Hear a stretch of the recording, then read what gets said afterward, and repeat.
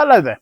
In my tasting today, I'm taking a look at a classic German Riesling from the Mosel. So the one I have is from jjprum. It's a Wehlener Sonnenuhr Spatlese from 2016. And as you may have noticed, I have it here in a Magnum bottle. So jjprum, one of the leading estates of the Mosel. They're based in the village of Wehlenen in the Mittelmosel, and they're renowned for producing high quality Rieslings with great longevity. The Prum family had been making wine in Wehlenen for 400 years, for Johann Josef Prüm decided in 1911 to set up his own winery, jjprum. That winery was taken over in 1921 by his son Sebastian, and it was at about this stage that the winery produced the first of its famous Auslese, and that really came to define the style of wine that jjprum became most famous for. Auslese, Beeren Auslese, and Trocken Beeren Auslese. When Sebastian passed in 1969, his two sons, Manfred and Wolfgang, took over the running of the property from him. It was in 2003 that the current winemaker, Dr. Katarina Prum, joined her father Manfred in running the winery. Katarina acquired a stake in the winery in 2005 and took over its running in its entirety in 2007. However, I believe that Manfred is still actively involved in the winery. Now, the estate has some really quite superb vineyard holdings in the Mittelmosel. They're vineyards numbering somewhere in the region of 22 hectares across a number of sites.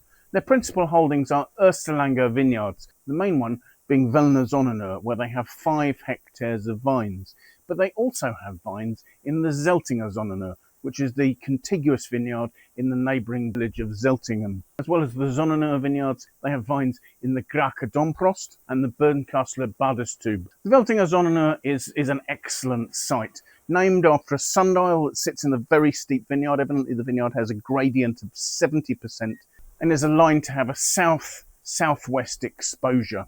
These are near perfect conditions for the growing of Riesling, where the highly friable, weather-beaten grey Devonian slate soils ensure that the vine's roots need to go down really deep to search out for the pockets of available water that they require to sustain them. The 2016 vintage is a really classic vintage. It managed to give balanced ripeness. It was a long ripening season, and yet the grapes managed to maintain good acidity. So the wines managed to be both vibrant, but also to have the concentration of fruit for extended aging. Harvest for jjprum is done late. It's entirely done by hand. Given the vineyard's steepness, there isn't another option really. And there's very careful selection both of berries and bunches. Fermentation goes on quite traditionally. It's all in temperature controlled stainless steel tanks at relatively low temperature, but it's the ambient yeasts that they're using to conduct the fermentation.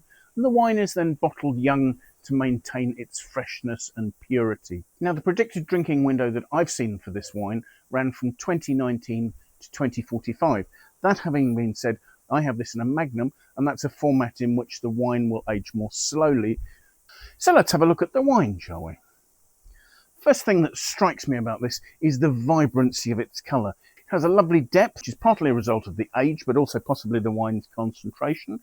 The colour is a medium yellow with quite an obvious greenish tint.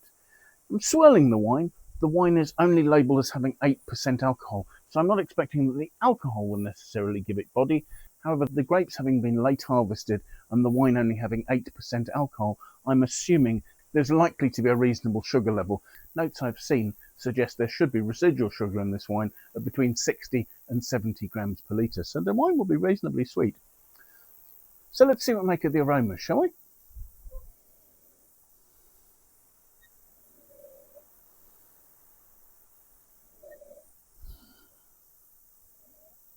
The aromas are powerful, they're quite precise, and they're complex.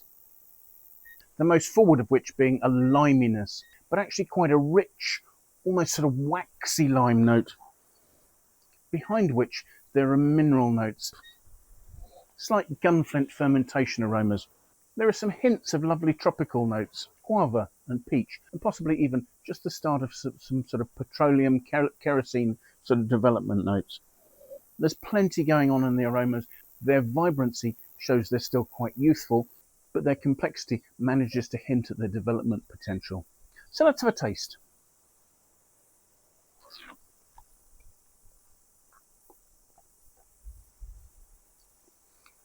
Certainly there is sweetness, but at the same time there's a crisp, rapier-like acidity darting through there. Really citric.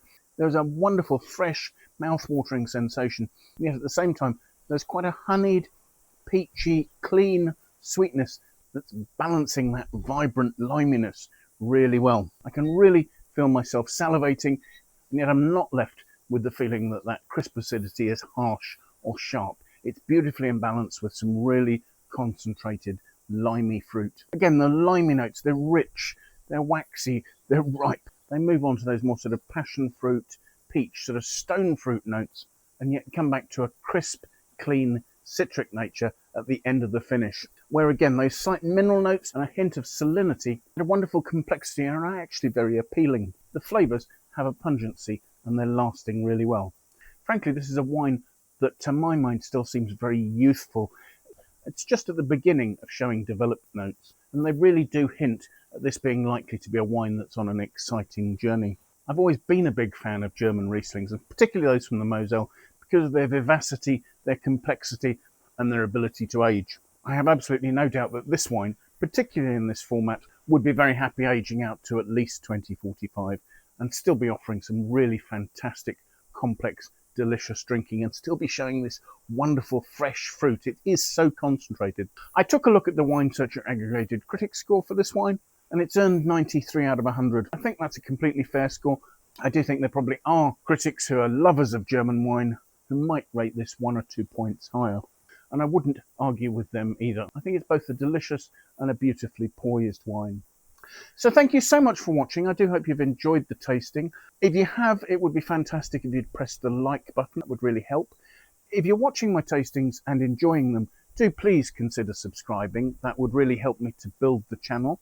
If you have friends you think might like to watch these videos, do please feel free to pass it on to them. Your endorsement would be a great help there as well. Finally, if you have any comments, do please pop those in the comments box below, because I'd love to know what you think about the wines I'm looking at, the tastings I'm doing, and anything else that relates to that. So thank you again for watching, and I do hope that maybe you'll manage to make some time. Come and join me for another tasting in the very near future. Till then, bye for now.